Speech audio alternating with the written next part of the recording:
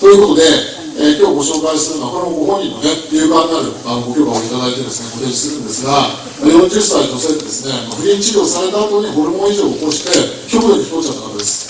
どのくらいになったかって170センチで体重111キロ、ピークは130キロいってたそうですから、これもともと60キロ台だったんですね。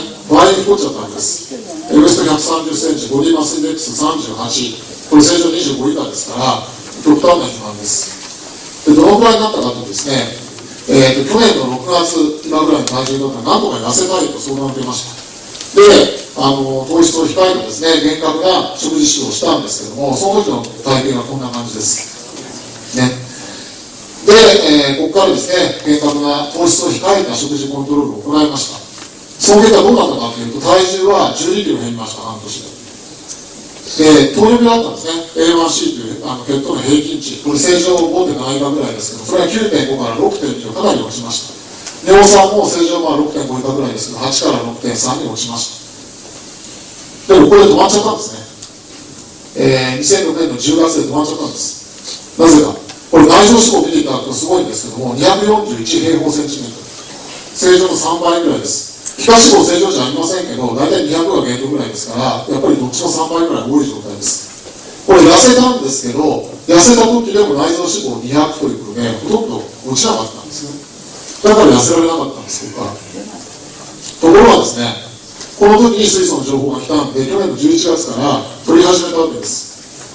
で、どうなったかというと、さらに体重はまた下がり出して13キロ落ちました。血糖値A1C も 5.5 になって尿酸値も抑えられています。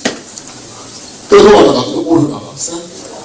非常にウエストが出てきた。で、驚くのはですね、これなんですけども、お腹の写真撮ってみたら分かります。内臓脂肪86、全くの正常値です。これ前と比べてみてください。これ全くの別人の CT です。これ241が86、皮下脂肪600は400ということで、内臓脂肪が3分の1、皮下脂肪が3分の2に落ちています。内臓脂肪の方が落ちやすいですね。つまり、こうだった状態がですね、水素を加えたことによって、ここまでなって、こういうね、内臓脂肪がここまで落ちたんです。これどういうことかっていうと、細胞のエンジンであるミトコンドリアの TCA 回路をどんどん活性化したんだと思います。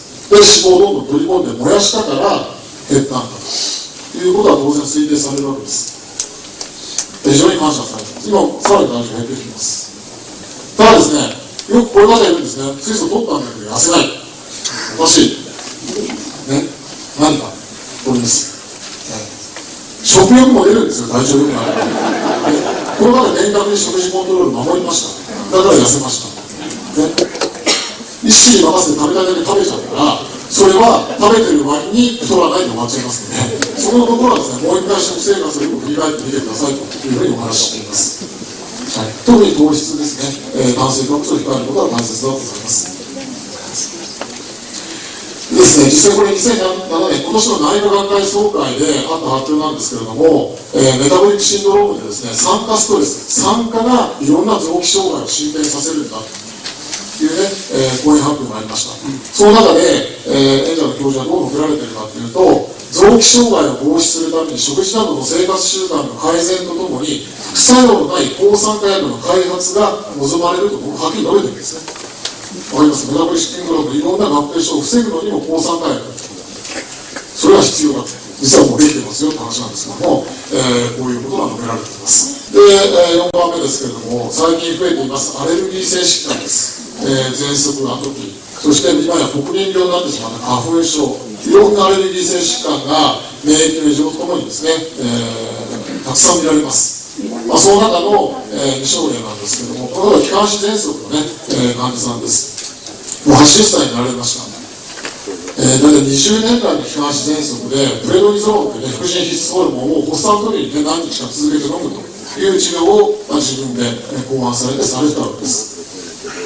で、去年の12月からですね、固体マイナス水素を大体 1.6 から9粒取り始めました。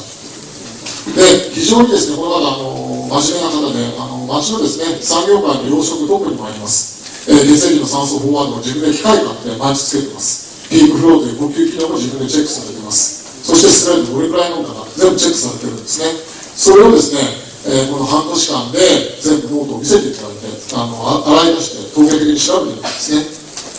そうするとですね、固体マイナス水素6から9粒取ってるんですが、酸素飽和度どうなったかというと、全3ヶ月間の平均で 95% ぐらいなのがですね、その後は 97% ぐらいに、これ全有意に上昇していました。それからピークフローというですね、呼吸機能、これも380ぐらいが400に有意に上昇していました。ちなみにこれね、これ、1ヶ月は12月なんですね、去年の。ここは1月、2月です。12月、1月、2月というのは、喘息が最も悪くなる時期です。その時期に改善示したんですね。そして、ステロイドの内服量、ちょっと3週間ごとのノートなんで、3週間での服用量、全3ヶ月と後3ヶ月で調べてみましたけども、79ミリから59ミリ、これ3週間の間にですね、これも有意になっています。しかもこの4月、5月は、ステロイド1回も飲んでないんです。で、ピークフローは420まで上がっています。という状況なんですね。これは実際に起きていることです。ただ、この方はですね、非常に丁寧にノートをつけられました。よく、例えばね、水素飲んでるのに発作が起きちゃった。これは嘘だとかっていう方もいるんですね。これは無理です。定期なんか変わると当然起きますから、ただ全体的に知ってどうなっているのかということを丁寧に調べていくと、こういう結果が言えるわけです。生態は非常にね、複雑ですから、そういった見方もね、必要なんじゃないかなと思います。それから今ね、非常にお困りの方が多いアトピー性皮膚炎なんですけれども、これ実際の患者さんではないんですが、大体どのくらいの頻度か、これ言ってる人によってバラバラで分かりません。厚生労働省のデータなんか見ると非常に少ないですし、新聞とか地方紙とか見ると非常に多いです。大体ですね、7人から10人に1人は、10から 14% ぐらいはどうもなっているようです、子どもたち。で、地域差とか調査による差も大きいんですね。最大で 29% という報告もありました。